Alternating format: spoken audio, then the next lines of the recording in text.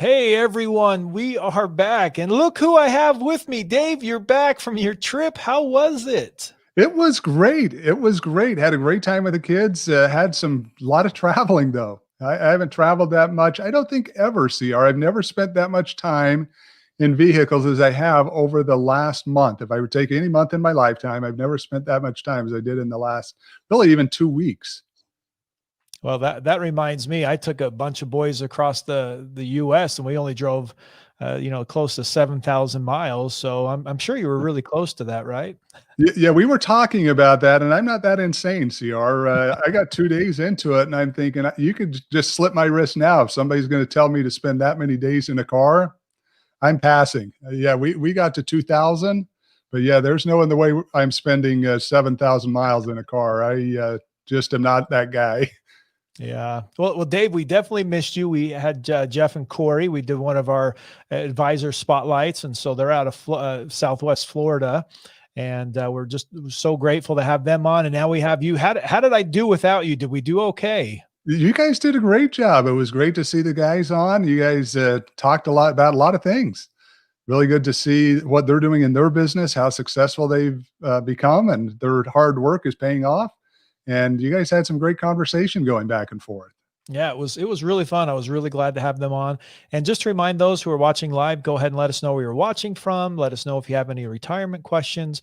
So what I do is I put a list of all these questions together. I fire them off at Dave, and Dave answers them. And then he also takes the breaks once in a while and answer those questions that come in.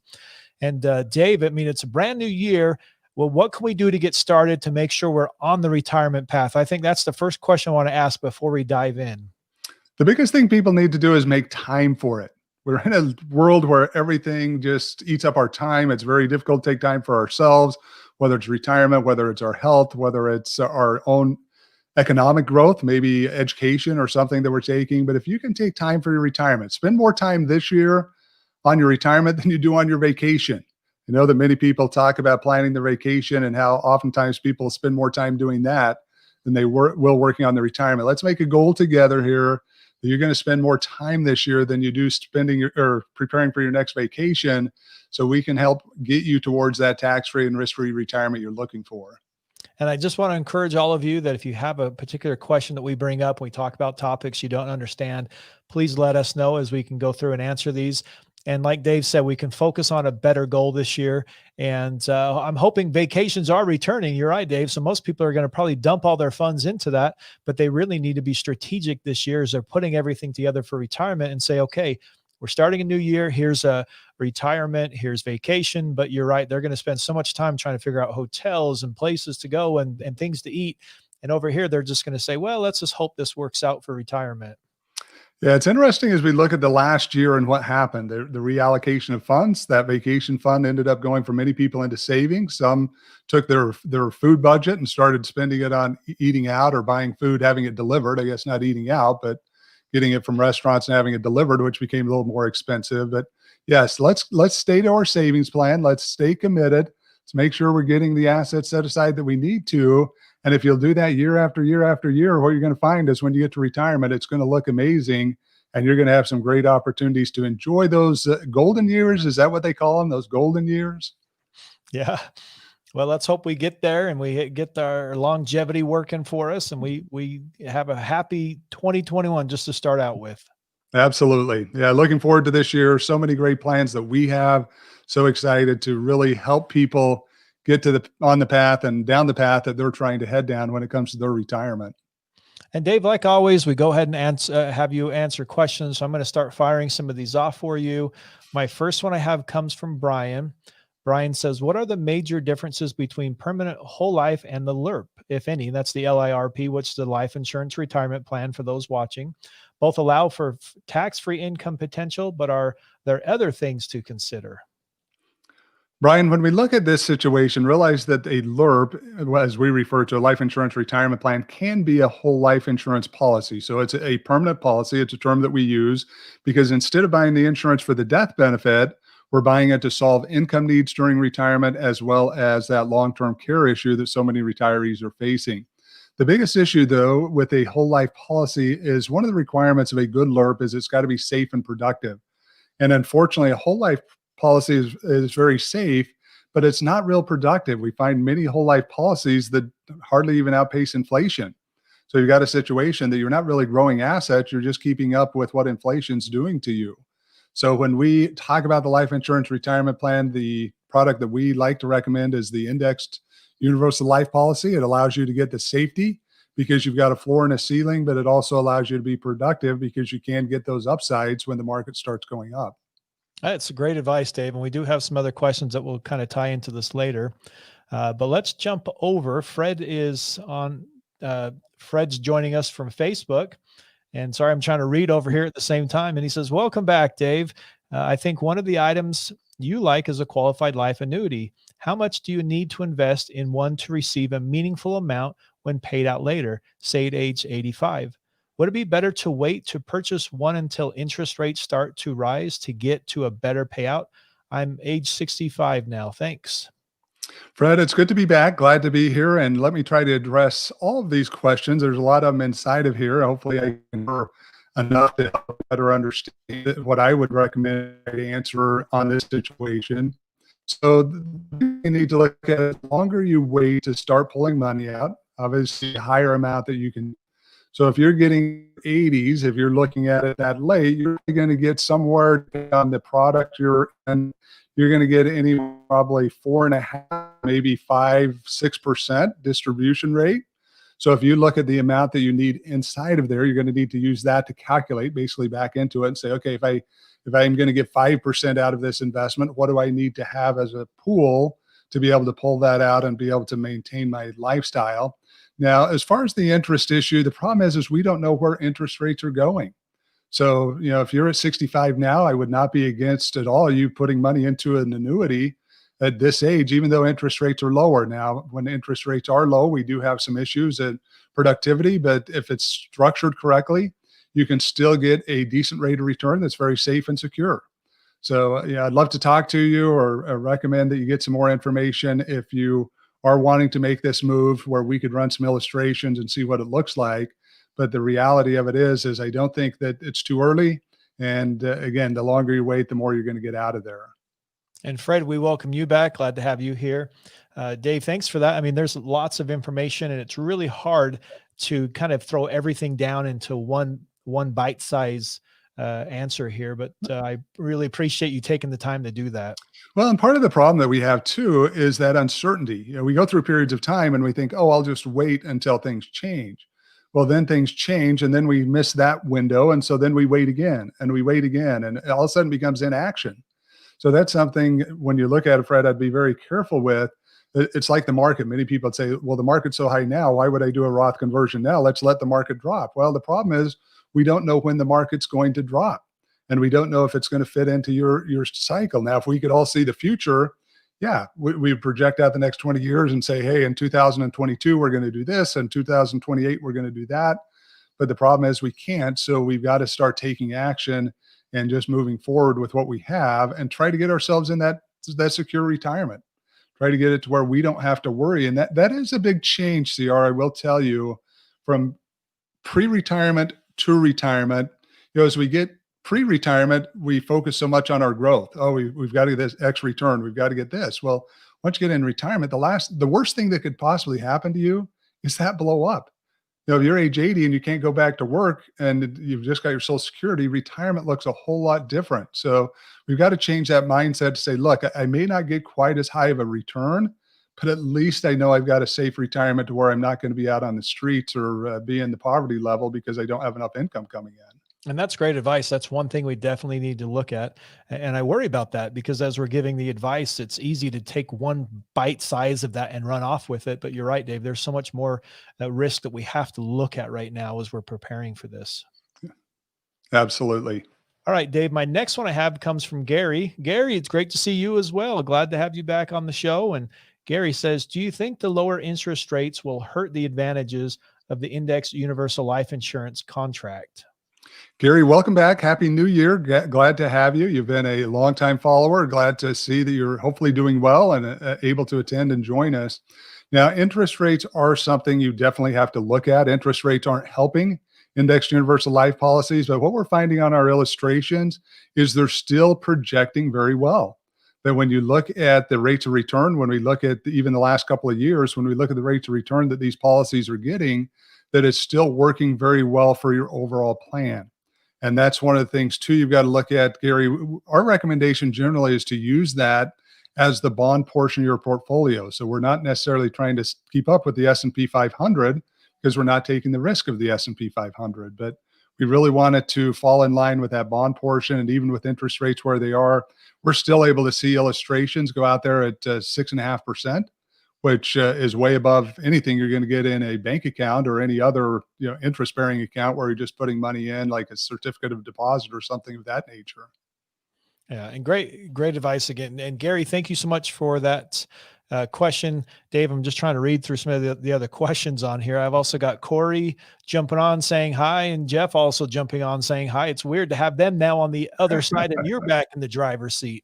Yeah, they'd probably rather be just here in the seat, being able to answer all the questions. I know you guys didn't get to a lot of questions last week, so I'm sure they're on the backside saying, hey, I got the answer. I'm ready to go. So good to have both of you back with us again. Yeah, next time we'll have to get them on for a fire through system where I can just shoot a whole bunch of questions at them and see how we do.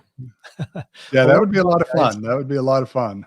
Yeah. And again, welcome. It's glad to have you guys all here watching. And again, if you're watching live, please go ahead and submit your retirement questions. And also on replay, if you are, go ahead and submit your questions at theprosperityguy.com and we'll be able to answer those on upcoming shows.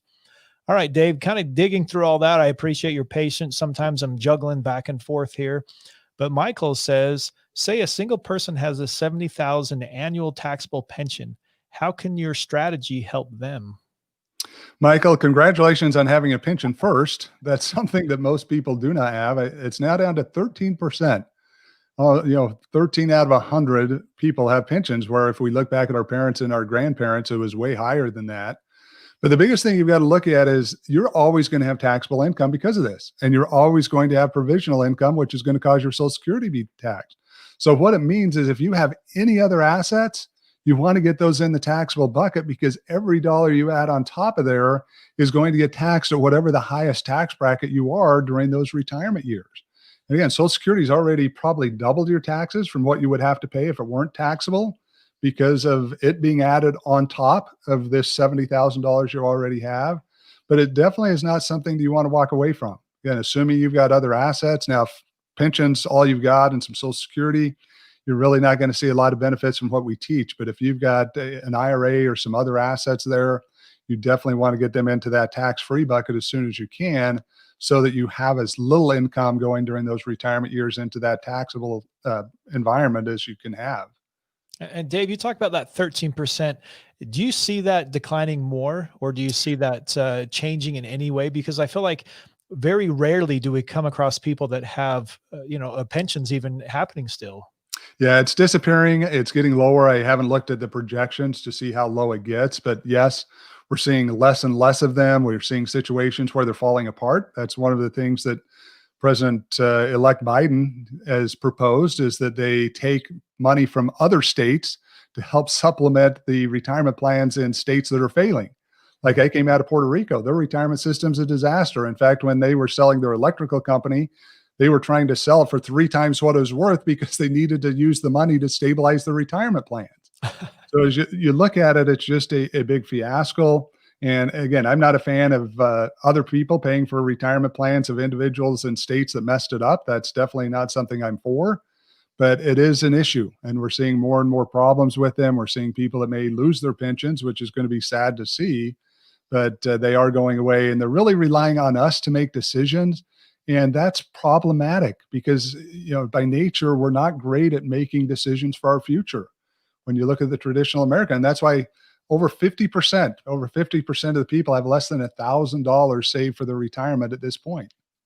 And I love that when I talked to Jeff and Corey last week, we talked about how they really have to get in and listen to what the needs are of everyone. And like you said, Dave, there's so many people out there that just don't have anything. They have nothing set up. And so they kind of come at the last moment saying, okay, I'm ready to retire. What can I do?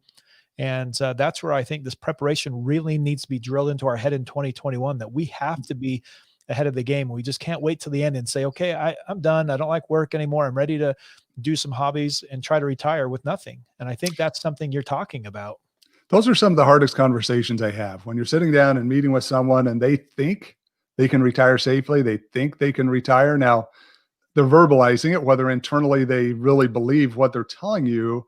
But then you come back and you say, look, I'm sorry, you've not saved the money that you needed to be able to allow you to maintain the lifestyle that you expect to. And that's hard because they have an expectation. They've built up this dream and this goal to be able to have this great retirement. And it's not going to happen without planning. I mean, it's like anything else. If you want to lose weight, which is one of many people's New Year's resolutions that, hey, I'm going to drop a few pounds.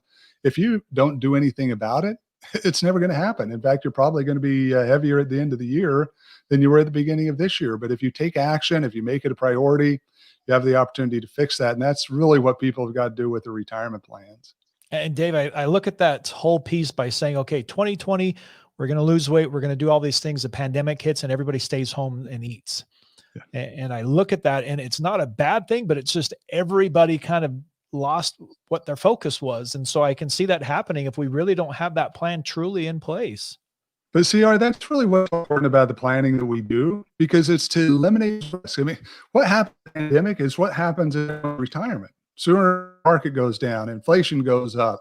We've got somebody got scammed because they didn't know better. I mean, all these things, people's retirement, what we do is just risk off the table. Pandemic can hit and you're like, okay, well, I'm sorry for those people that it's affecting. I'm really sad that it's hurting so many Americans, but I'm good. I prepared for this. I put everything in place. And really, when you look at it, that's the best thing we can do is to try to prepare to eliminate when those type of events happen. That's really my job, is say, okay, what are the things that could happen to retirement? What are the things that could really affect where you get in retirement? And it's my job to help you eliminate those so you can enjoy it and not have to worry. Yeah. Yes. Such great advice. And that comes down to the 3-bucket system, especially if you have that set up, you're in place, you know what's happening. And even if the pandemic, like you said, hits, you're going to be okay. You're going to be able to ride this out. And I think that's such important advice right now. And the other thing people need to realize is they think they're getting a much higher return than they are. You know, to them, again, a financial advisor comes in and says, oh, we can get you 8%. Let us show you these historical rates. Well, when we get into their plans, what we find for many people is that is not what they're getting by the time we take into consideration fees, when we take into consideration an activity of them not taking action or an advisor maybe not. What we find is that they're not getting that because of the ups and downs. So that's another thing you've got to look at. Again, if you're in your 20s, hey, you've got to get some pretty decent returns. But if you're in your 50s and 60s, it's now time to stabilize that. I mean, why would you not want to have something that's stable that you can say, hey, this is going to get me through, versus something that you retire as a multimillionaire and it just gets given to someone else? You know, what good did it do you? You know, it's like, okay, it's kind of like the lottery. Well, I can win big or I can walk away with absolutely nothing. Well, I'm going to take the middle road. You know what? I'm happy with my life. I can live this kind of lifestyle. I'll be good. And let's just pass on that risk of having an up or down once we get into retirement. Yeah, exactly. Well, Dave, kind of as we've been talking, Jim's question came into my mind, and obviously it's next here, but it says, what do you recommend for those that have about 5 years before retirement? So here, that perfect example of Jim's kind of been that person that hasn't been doing anything. Now he's got 5 years. Can he pull this off? Many times, yes, but it's going to require you to know what the plan is. You know, you're at a point now that you can no longer just wing it, which unfortunately is what many people do. It's like, oh, I'll just start putting money aside when I can. I'll put aside whatever I can. I just hope it all works out. Well, you're at a point now, you've got to have a plan put in place so you know, and so you can guarantee that those dollars are going where they need to be. Like earlier today, I was talking to someone on Social Security. They're self-employed. They're talking about maybe reducing their hours, cutting themselves down in half. Well, as you look at Social Security, for the right person, they could take that money that they were going to put into Social Security for the next 5 years and invest it and get way better return. Now, for another individual, they need that 5 years. It's like, hey, sorry, you need to work for 5 years so you can get the maximum benefits. But it's stuff like that he needs to understand, Jim, that, hey, this is what I need to be doing so he can start making those steps each year to make sure it's going to happen. Uh, that's definitely some great advice. And Dave, this isn't, and CR, this isn't the greatest loser. I mean, I will tell you that, meaning, hey, we don't take 12 weeks and all of a sudden you go from 400 pounds to 200 pounds. I mean, there's no way in retirement that you're going to do it in a 3-month period of time. You need really a minimum of 5 years to make sure you're putting those things in place. And again, if you've not saved any money prior to that, you're going to need way more than 5 years. yeah, no, I mean, that's great advice. And you really are right. And that's why we're trying to really nail this down now by saying, hey, there has to be time to set up for retirement. They can't just do it at the door. And that's what we've been emphasizing for a long time. And Jim is close. Jim's getting there where, like you said, if there is nothing set aside at all, he's going to be in trouble. But if there's some things set aside and he's already put some things there, but for the rest of those who are watching or part of this, you have to have something stable that you're working on right now, because when you get to that point, it's chaos if not. Absolutely. All right. So Gary's asked another question on here from Facebook, and Gary says, do you think the new AG 49 requirements will hurt the appeal of the Index Universal Life contract? If yes, how would you compensate? What he's talking about here, for those of you that aren't familiar with this, is they recently made rules that don't allow the insurance companies to show some of their bonus benefits that they offer inside the policies. Many of them and the policies that we use offer large bonuses that can really affect the profitability of that policy. So yes, I think it's going to affect. We're seeing situations already where if you take those bonuses out in your illustrations, they don't illustrate as well for some people. But again, a couple of things. One, you need to realize they didn't take the bonuses away, so they're still there. So if you look at insurance companies that have offered the bonuses for years and how they've played out, that it's still something that's going to be very beneficial to someone. And even with that, we're still able to see in the right structure where that indexed universal life contract can still work, that it's still going to be beneficial for the right person. Again, you've got to look at it from a rate of what it's doing is it's showing lower rate of return. So before you're able to show maybe a 7% rate of return using the bonuses that are inside the policy, now you've got to drop it down to a 5.5 or 6%. So yeah, it's something that when you look at it, that is going to affect some people. But again, it's what are you trying to accomplish? What are those other benefits, the long-term care benefits that we talk about, the stability of these contracts, the fact that it's just something behind the scenes, it's going to only make it better for many of the contracts, to me still warrants the need for the index policies for those who are trying to get to a tax-free and risk-free retirement. Yeah, great question, Gary. Definitely getting more specific there, and I appreciate that. Dave, let me jump over and ask, this is kind of more of a simple question, but Shan said, how can my client enroll in Roth IRA? Pretty simple. You've just got to find a brokerage house that you're wanting to get signed up with, or an advisor that you want to start working with. If you're just starting investing, recommendation would go to a traditional brokerage house. And I'm not here to promote any of them. There are ones like Vanguard or Fidelity or Charles Schwab that make it pretty easy for you to set up an account. You can do most of it online, where you go online, fill out all of the information, get the account set up, link it to another bank account, and then just transfer your contribution in for the year to allow it to start going. And then with that, you've got many options. You can invest it yourself if you choose to do so, which for most people isn't advisable because you usually forget and you don't pay attention to it, and you let things just ride way longer than you should. You could take advantage. Many of them have robo-advisors, which I'm not necessarily against either. I think for the right person, a robo-advisor can be very good, allowing you to diversify and helping keep you on track, or to link with an advisor. And we have many of them like Jeff and Corey that are great at managing the assets that you have and taking advantage of their knowledge to get you to the investment structure that you need to get your assets diversified and to allow you to continue to grow those assets. So up to you, depending on how hands-on you want to be, whether you do it yourself or you go with someone like Jeff and Corey that can help you do so. Yeah. And Dave, we got some more questions coming in. I'm trying to monitor these and get them pulled up here. I'm switching back and forth. So I'm always kind of crazy in the back end here. But I have Chantel, welcome back, by the way. I've seen you here a few times and I appreciate you being here. She says, I agree with you, but many of the working poor live paycheck to paycheck. However, I do stress during a budget and savings with everyone. I do stress the earlier you start saving for your retirement and education planning is great. I really appreciate your advice. Yeah, Chantel, thank you for coming back and being with us. And I agree with you. It's so hard because so much of the population can barely get by day to day. I mean, we're seeing it because of the pandemic. We're seeing it because of economics and the way they work in our country. And I wish I had a good solution for that. And I don't. I think the biggest solution that we can provide to anyone's education. I look at it for myself. I was raised very poor. Many people don't realize that.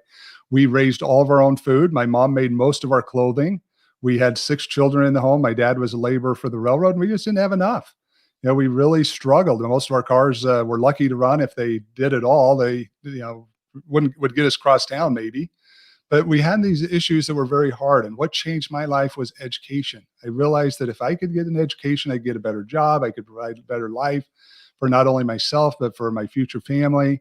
So that's what I did. And I had no idea how to do it. I really didn't. I just, luckily there were some people in school that I went to that started helping guide me down the path, but my parents didn't either. They're like, we can't fund it and we don't know how you're going to do it, but if you want to do it, good luck. And I went and found scholarships. I went and figured out Pell Grants. I did the things that I needed to do. And so, Chantel, I think that's something that you definitely want to look at as we talk to anyone. How can we provide them with more education? How can we get them to use their time that they aren't using on other things? And that I know can be hard too. And especially if you got single moms out there, they've got to work, take care of kids, take care of the house, but use that spare time to get themselves educated so they can get better jobs and improve their own situation. And I do love the fact that she brings up a budget, because I think most people right now don't even live on a budget. They don't even know what that is. And there's so many apps out there, and there's opportunities like you're talking with education to make sure that we get ourselves in this ability or this way to say, yeah, we do need to start budgeting. Because I mean, how do you even save for retirement if you're not even budgeting for your own family right now? I mean, how do you do that, Dave? I don't even know how it's possible. No, you can't. And that's one of the challenges we have now is everybody wants to keep up with the Joneses or the next family that's out there. You see these memes out there now with the stimulus checks that are getting sent out that, Walmart's pricing their TVs $2 under what your stimulus check's going to be. And unfortunately, there's a lot of truth to that. I mean, I've been helping people with their finances and taxes for 25 years now.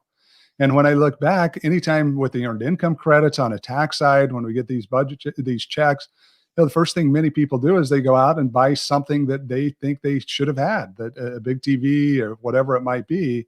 Well, we've got to start being more content with where we are and using that money to invest in ourselves.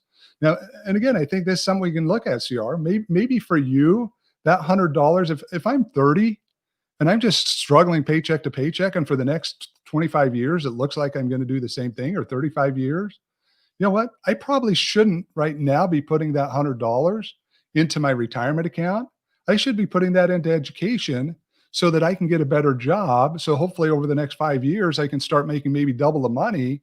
And then I have the money I need to be able to put away for retirement. Now, again, this is an individual situation. I'm not telling people to just forego retirement, but that, again, I look back on my own.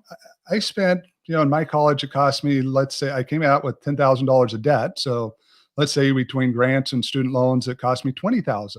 Well, that's made me millions of dollars over time by having that knowledge and being able to get a CPA license and do all those things.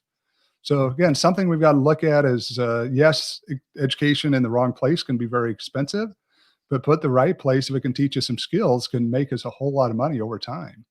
And retirement really has to be a case by case, personal investment like you're talking about, because again, we can't keep up with the Joneses for everything we have in the house, but sure enough, we can't keep up with everyone on their retirement. So we need to focus on what we can control now and today. And I think that's great advice that we can kind of really, really focus on. Sarah, I think one of the things that we underestimate is the amount of time that things take. We think that it's going to take way longer, I guess what I'm saying.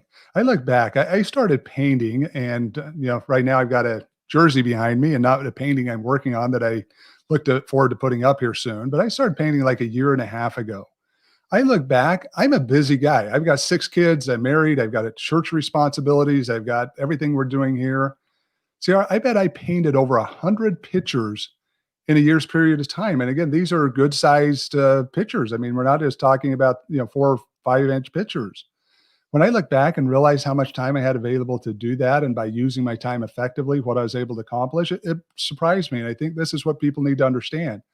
I'm not telling you to go be an artist, but if you're looking at wanting a better job, hey, there's tons of information out there on the internet. Go find that information and start spending that time educating yourself instead of watching Netflix or YouTube or whatever else we all do.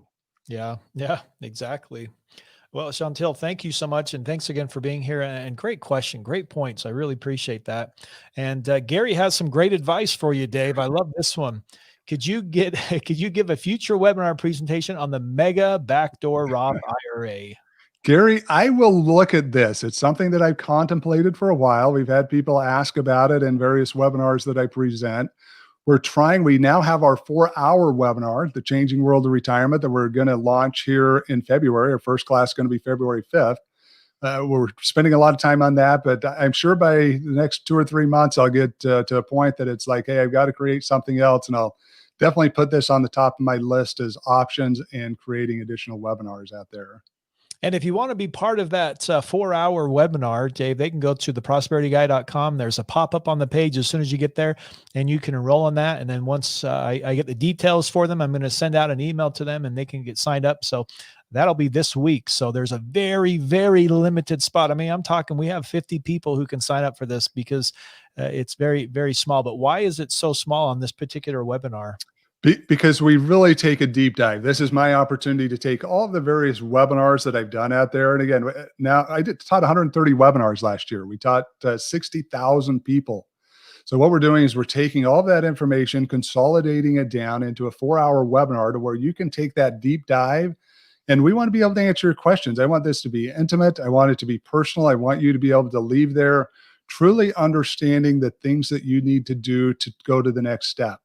So it is going to be limited. And now we will launch additional classes as that they fill up. But again, right now we're working, from a marketing standpoint with 40,000+ CPAs, EAs, and other professionals.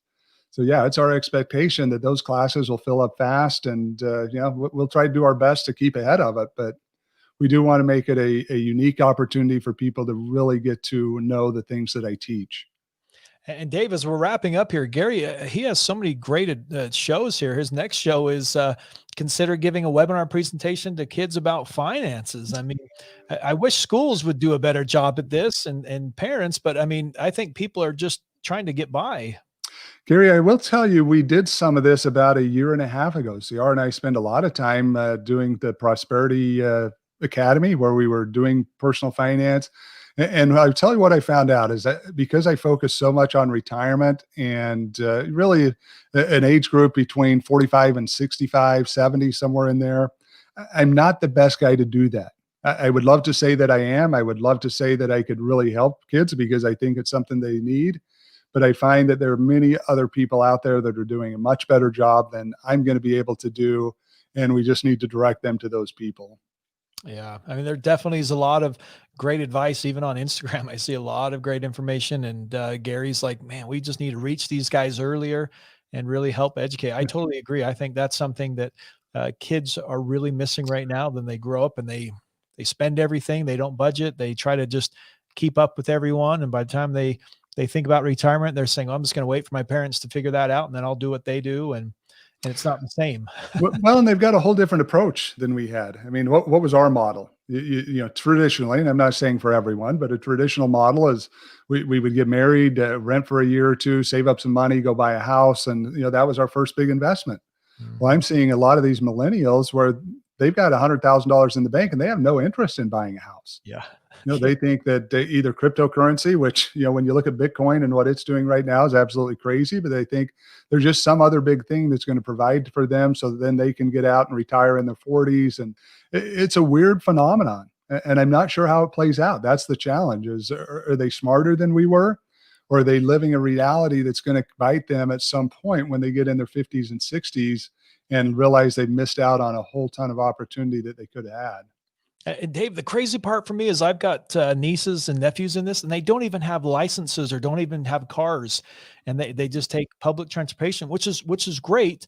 But when you live in a rural town or somewhere else where you have to get around, I mean, that is difficult. But you're right, there is a whole different strategy out there right now, and I'd love to see how this plays off. But you're right, everything's changed from our parents to where we are to our kids. I mean, you were just with your teenage kids, and they had a whole different style. You were telling me about different things and how their philosophy is and how different it is. And I really see that. Yeah, and they're willing to spend more for things that we never spent money on. I mean, when you look at DoorDash, hey, DoorDash is going broke if it's up to me, but not in this current generation. I'm not saying anything bad about DoorDash. It's just it's a different generation that wants everything brought to them. They don't want to have to go out and bring it to themselves or put forth a lot of effort from many of them. Not saying for all of them. So it is, you know. And again, are they smarter in many ways? Absolutely. But are there things that we could help them with, Gary? I think there are, and I wish I could be more of an influence there. It's something I have a lot of passion for. I've just found that with all the time we're spending in this retirement space, that we really haven't had a lot of doors open to where we could do it effectively for that younger generation. Yeah, exactly. And Dave, I want to switch cameras here because I want to have you show me quickly before we go about what you have behind you. It seems like every week or every couple weeks you got something cool and different behind you. Yeah, hopefully we're not going to change a lot from here. Now, I do have a bunch of bricks I'm going to build. That's something that's important to me, but a lot of this is really my life. When you look behind it, I've got my old, if you can imagine, my old post office box. If you can imagine getting your post office box from when you were a kid, you know, that's there on, right behind me. If you look up there in the corner, you've got my old post office box from when I was a kid. We were able to buy that. And then one of my friends is a Korean. He gave me that picture there, which my son spent 2 years in Korea. Then I've got various pictures of my family, some of the church buildings that we have for our church. And then one of the most unique ones, but let me show you this. It doesn't look so big back there, but this is Shaquille O'Neal's shoe. So, I mean, if you compare that even to my head, this is Shaquille O'Neal's shoes. So imagine packing that around 24/7. No way. How big is that? I think it's a 22. So yeah, he didn't buy that at Walmart. He didn't buy it at Target, but yeah, can you imagine size 22 shoe? You put a pair of shoes in your suitcase, and that's all you can fit in there. Nothing else getting in there. Yeah, a pair of shoes and a pair of underwear. That's it. You're wearing the same clothes for the next 2 weeks. That's awesome. Well, Dave, I really appreciate you being here. I appreciate the opportunities. And again, welcome back. I'm glad to have you here. Jeff and Corey were amazing and they were great to talk to. But we're glad that you're back in the driver's seat here working with us. And Dave, as we kind of wrap up, we've talked about a lot of great things today. But what's your final advice as we end for our live show today?